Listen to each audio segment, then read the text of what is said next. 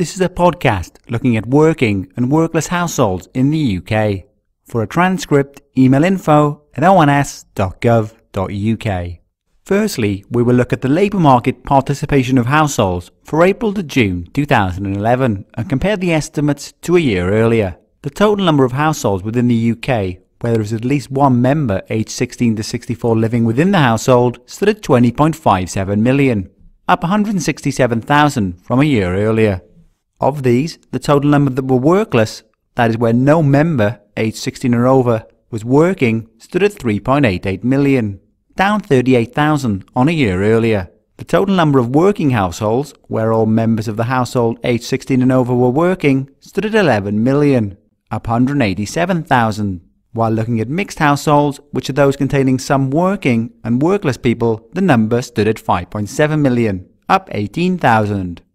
Focusing a little more on the workless households since 1996, with the period of the recent recession shaded here, and the line showing the percentage of households in the UK where no adult member was in work, there was a rise from 2008 and the onset of the recent recession, with a fall between 2010 and 2011. And currently 18.8% of households, which has at least one individual aged 16 to 64, has no one in work. As mentioned earlier, this corresponds to 3.88 million households, of which there are 5.41 million people aged 16 to 64 living within the household and 1.84 million children aged 0 to 15.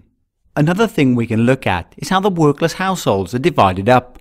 There are some where all the household members are unemployed, some where all are inactive and not looking or available for work, and also a mixture of people in both of these situations. What we see is that of the 3.88 million workless households, around 3/4 are where all the members are inactive. 15% are where everyone is unemployed, and around 10% contain a mixture of both. Of the people living within the inactive household, around a third or 34% give long-term sick or disabled as their reason for not working, and a further quarter or 24% have retired from the labour market. There are different types of household in the UK, and of the 20.57 million with at least one member aged 16 to 64, there are 7.61 million that contain a dependent child, and 12.97 million households that have no dependent children.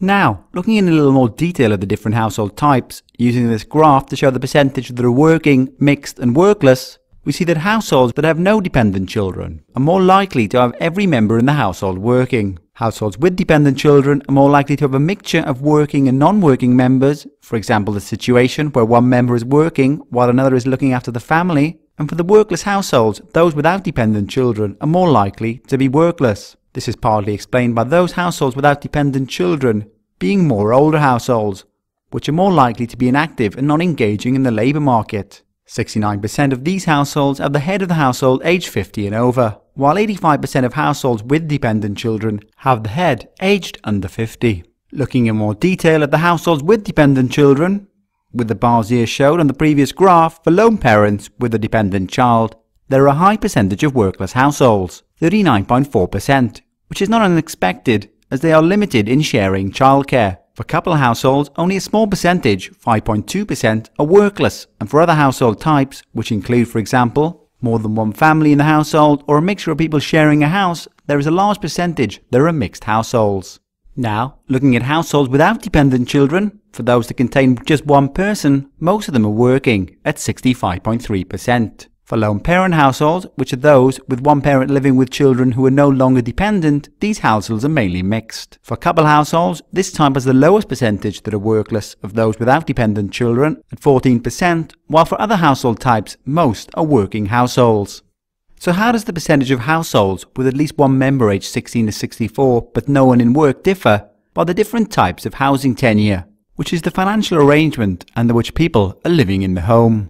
Well, firstly, for households that are owner-occupied, around 10.7% have no member aged 16 or over in work, while for those households renting, 1 in 3 of them, or 33%, are workless. Therefore, a household is 3 times more likely to be workless if renting compared to those owner-occupied. Looking within those that are owner-occupied, around 24.4% that are owned outright are workless, with these households no longer having this financial burden of a mortgage. For those being bought with a mortgage, a small percentage, or 3.9%, are workless. For households being rented, 47.5% of those that a council or housing association are workless, or almost 1 in every 2, while around 1 in 5 households that are privately rented are workless, or 20.6%.